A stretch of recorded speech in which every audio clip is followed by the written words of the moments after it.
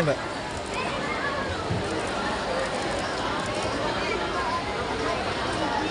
Saya sangat berbahagia dan bisa melihat aura dari anak-anak bahagiaan, karena yang jelas kalau ada tamu seperti ini jadi nggak belajar ya, seneng nggak? Yang kedua, yang tentunya saya sangat berbahagia karena juga bisa kumpul semua ada di sini. Dan juga teman-teman saya, Mas Kamal, Dewi, Mas Riza, kumpul semua jadinya di reuni kecil-kecilan. Dan tentunya ini menjadi nostalgia, karena tadi seperti Ibu Kepala Sekolah sampaikan, 37 tahun yang lalu, tepatnya di tahun berapa Pak Riza? Tahun 88 kita selesai di sini. Saya pernah seperti adik-adik semua, alhamdulillah. Artinya, insya Allah 10-20 tahun ke depan akan ada yang berdiri seperti saya. Harus yakin dan bahkan lebih daripada itu. Baik.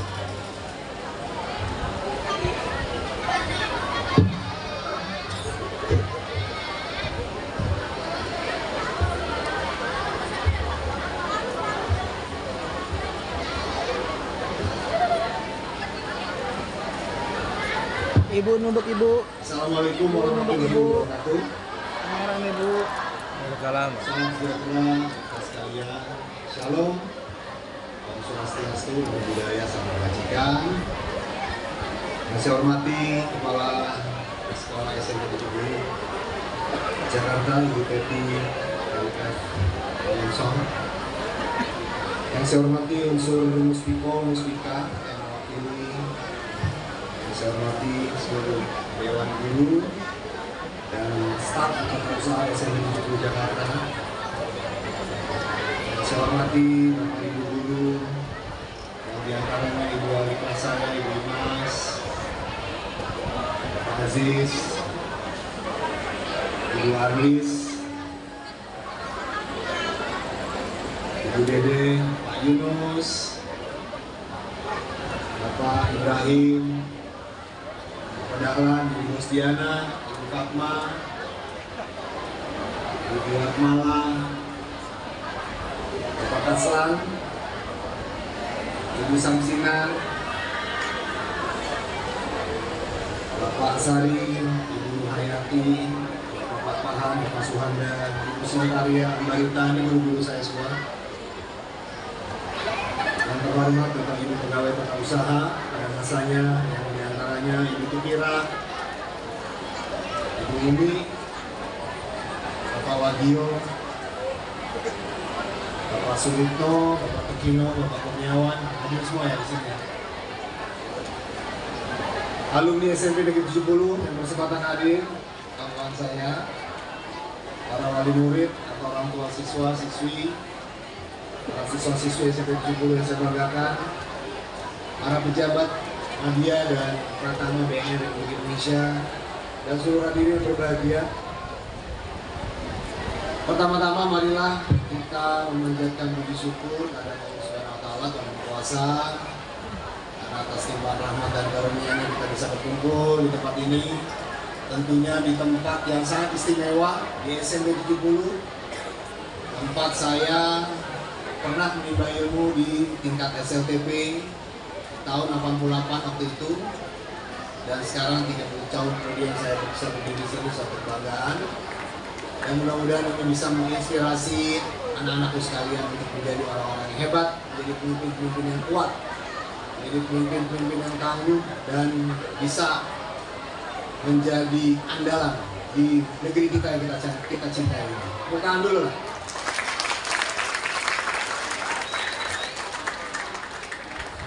Bapak Ibu sekalian, anak-anakku yang tercinta, tentunya sebagai alumni 70, saya memilih sekolah ini untuk menjadi percontohan di Jakarta sebagai sekolah bersinar. bersih narkoba.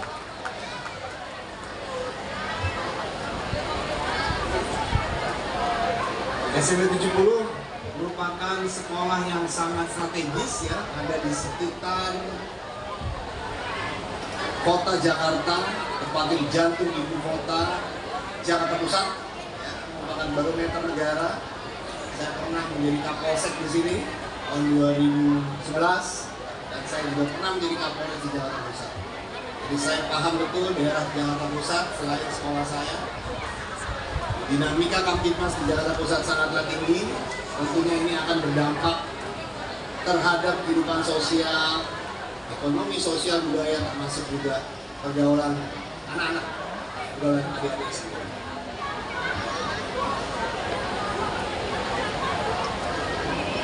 Sejarah kepemimpinan di sekolah ini pun ya, mencetak banyak cerita.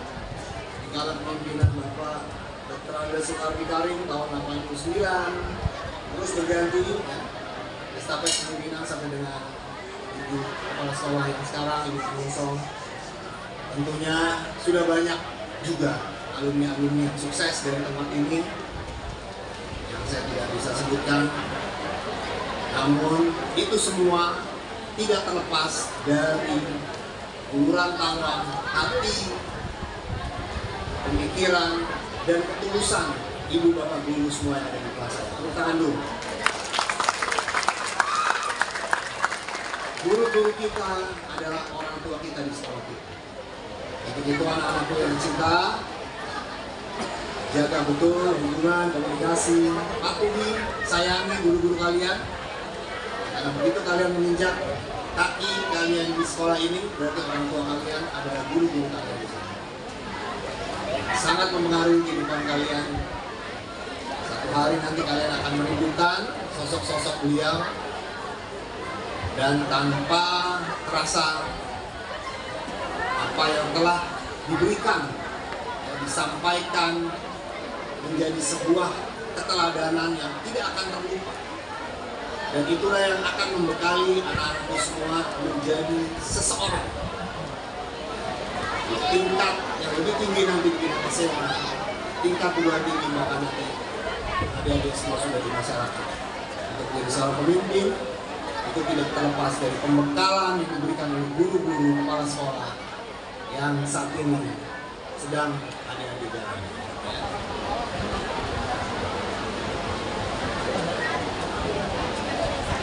Dan tentunya sangat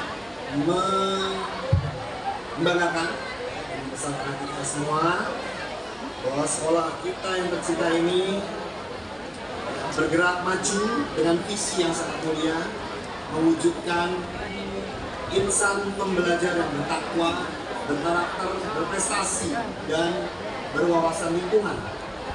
Komitmen ini bisa sama-sama kita lihat bagaimana SMP 70 telah melakukan langkah-langkah yang strategis, yaitu dengan program Zero Waste School bersama WWF Indonesia yang mengukuhkan sekolah sebagai adiwiyata serta predikat sekolah sehat. Tepuk tangan dulu. Walaupun mungkin di lingkungan kita masih ada PR, seperti yang tadi disampaikan kepala sekolah, insya Allah kebetulan ini ada Pak Wali Kota Jakarta Pusat yang mewakili. Sampaikan pesan saya kepada Pak Wali Kota Jakarta Pusat, tolong sampah di TPS sebelah ini jangan ada di sini lagi, Pak.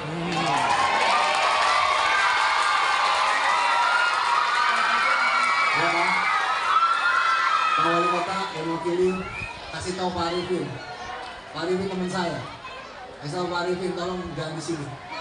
Tempat lain masih banyak, Pak.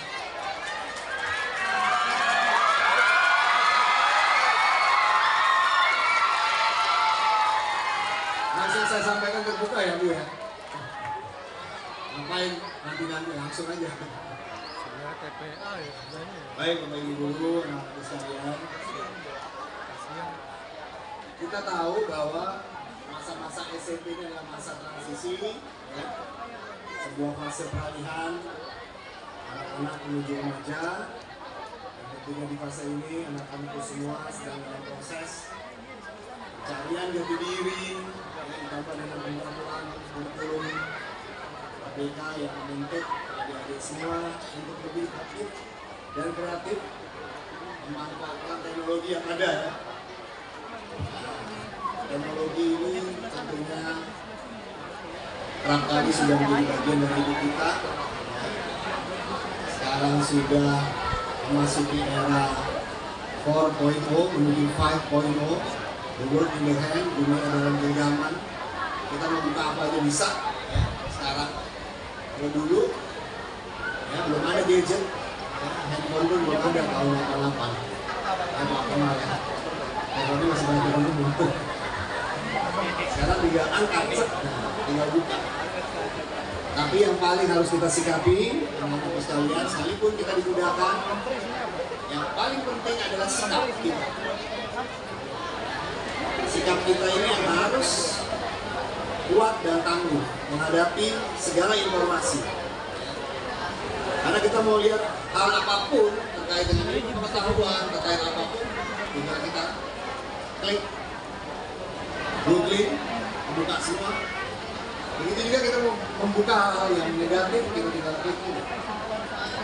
Nah, disinilah adik-adik diuji ya, untuk bisa memfilter mana informasi yang perlu, mana yang tidak. Semua boleh diketahui, ya boleh dipahami, dilihat, tapi bukan berarti sesuatu yang tidak memiliki makna itu dia tidak lanjut dikerjakan. Contohnya, ya masalah narkoba, ya, narkotika dan obat-obatan bisa dilihat mungkin di googling apapun ada di sana. Ambil ilmunya, apa yang bisa dimanfaatkan untuk bisa menjadi sebuah pemahaman agar kita tidak ikut masuk ke dalam pergaulan yang salah. Tapi jangan malah sebaliknya. Adik-adik coba untuk mencoba misalnya atau bahkan lebih dekat. Sekali lagi, informasi tidak bisa kita hindari. Hitungan detik perubahan informasi itu begitu keras. Termasuk terkait narkotika dan obat-obatan dan isu-isu lain. Isu-isu yang mengemuka di Indonesia ini sangatlah cepat, sangatlah banyak. Nah, begitu perlu kekuatan, perlu ketahanan diri, kembalikan semua kepada ikhtiar, usaha kita, pergaulan kita, dan jangan lupa doa. Insya Allah kalau kita memiliki kekuatan iman yang baik, ya, kekuatan diri yang baik, yang namanya narkotika, obat-obatan, kita tahu BNN dan dunia Indonesia bahwa itu sudah terpapar bahkan sampai ke tingkat yang lebih rendah dari adik-adik. Di SD pun sudah ada. Ya, SMP apalagi. Begitu juga ke atas. 85% terpaparnya narkotika dan obat-obatan itu karena pertemanan, karena sosial. Awalnya semua dari dikasih, coba-coba, iseng-iseng berhadiah. Ya, cobain bro, enak nih. Apaan nih bro? Ya, cobain aja. Awalnya semua itu dari hal-hal yang sepele. Ya. Di belakang kantin sana untuk ngumpet. Di belakang sekolah ada warung nongkrong di situ. Di pergaulan di sekitar sekolah itu saja kalau adik-adik tidak hati-hati, ada 1-2 orang yang coba-coba mempengaruhi. Tidak banyak memang, 1-2. Tapi 1-2 ini kalau kita tidak bisa menjaga, masuk. Ya, narkotika sudah jelas sangat berbahaya. Begitu juga obat-obatan yang terlarang. Nah, ini ada narkoba, narkotika dan obat-obatan yang terlarang. Terlarangnya apa? Mungkin dia dijual bebas, tapi cara menggunakannya. Obat ditelan 10 biji ya sudah beda lagi. Apalagi yang ditelan adalah obat-obat keras. obat-obat depresan, anti depresi seperti Eximer, Tramadol.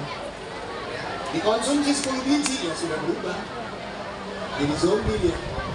Makanya banyak anak-anak sekolah yang kita amankan dikala saya masih Kapolda, Kapolres, Kapolsek. Setelah kita tes urin positif, menggunakan obat-obatan keras, menggunakan narkotika. Dia melakukan kekerasan yang berlebihan, excessive power, tanpa sadar. Dia melakukan kekerasan dengan senjata tajam, melakukan tawuran, perkelahian antar geng, antar kampung dengan sangat sadis. 90% dipicu atau ditrigger oleh narkotika dan obat-obatan keras. Nah, tentunya ini menjadi PR kita semua. Kesempatan yang baik ini saya hadir di sini tentunya selain ingin menyampaikan pesan-pesan terkait dengan narkotika, saya juga ingin mengajak memotivasi sekolah, komite guru, alumni,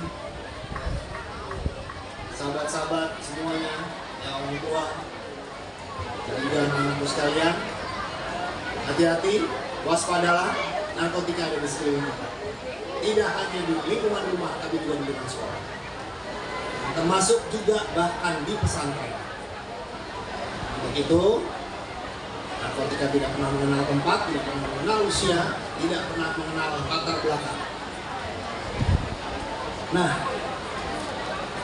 anak-anakku sekalian, ya. Kemudian juga tentunya derasnya informasi digital ya, membuat segala sesuatu bisa menjadi tanpa batas atau borderless. Adik-adik, anak-anakku sekalian, Iya, lawan Jonto. menghadapi tekanan yang mungkin lebih daripada zaman-zaman saya dulu. Ngurusin orang kaya. Gak bisa main. Tekanan gaya hidup, Udah bertanyain. di media Main sosial, gak sih?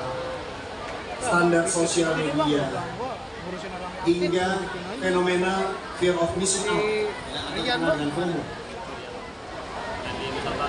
Nah, celah-celah psikologis inilah ya, seperti rasa cemas, Kan masih ada- keinginan untuk terlihat keren, Masih ada si Teddy sama si atau sekedar ingin lari dari masalah. Nah, ini yang ya kan? Nggak seringkali pakai lagi kan dia. dimanfaatkan oleh sindikat-sindikat narkotika, termasuk teman-teman yang memiliki tujuan untuk menyusupi atau memberikan, menawari. Ini juga jadi bagian. Hati-hati betul. Ya, saya bilang tidak banyak memang, tapi ada. 1-2. Nah, ini harus ada. Baik, Bapak Ibu sekalian, anak-anakku yang tercinta, bandar narkoba ya tidak hanya menawarkan narkotika dengan bentuk konvensional saja, tapi sekarang sudah membalut kemasan, ya, yaitu dengan narkotika kekinian yang bentuknya adalah sintetis, kimiawi. Kalau dulu kita kenal ada yang namanya ganja, kokain, heroin, Parah, gelap banget. morfin, butal. Sekarang ada bentuk kemasan yang lain.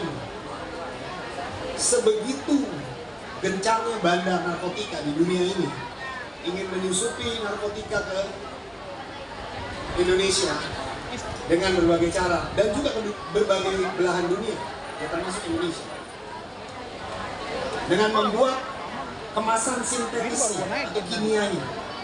Jadi ada ganja sintetis, ada morfin sintetis, kokain sintetis, dikenal dengan NPS, New Psychoactive Substances.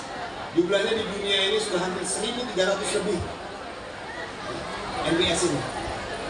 Di Indonesia kurang lebih ada 175 jenis. Kemarin salah satunya adalah etomidate, ini adalah obat bius untuk manusia yang sudah masuk dalam golongan 2 narkotika. Kita bersyukur. Ya, sehingga hati-hati, bandar-bandar ini semakin lihai. Mereka masukin narkoba ke kemasan-kemasan seperti permen, makanan-makanan ringan, cookies, bahkan ke minuman-minuman, happy water. Ya. Kemudian sekarang ada yang namanya rokok elektrik atau apa? Vape. vape-nya, wah terasa keren. Ulang dari vape ini sudah banyak ditemukan. Kita BNN Republik Indonesia, Polri, ya, segenap penegak hukum lainnya melakukan penangkapan terhadap bandar-bandar jahat yang menjual isi ulang cartridge berisi narkotika dan NBS. Ya.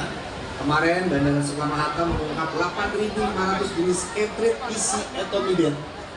Jelas ini sekarang ada narkotika golongan 2. Bayangkan kalau itu masuk ke dalam tubuh kita, cairan yang begitu besar, seperti apa dampaknya? Padahal notabene-nya etomidate itu adalah obat bius. Obat bius ada takarannya. Kalau orang nge-vape ada takarannya nggak?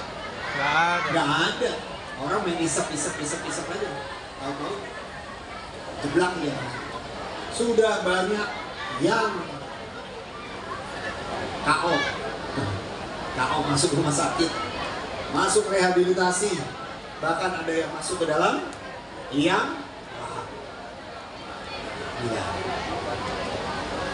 Ya, jadi ini hati-hati. Saya sampaikan ini kepada anak-anakku semua. Ya, kita jangan euforia terhadap perubahan. Kita sebagai seorang anak bangsa harus punya sikap, ya, tolak narkotika dengan tegas. Ya, jangan ada istilah coba-coba, sekali mah nggak apa-apa. Ingat, heroin 2 kali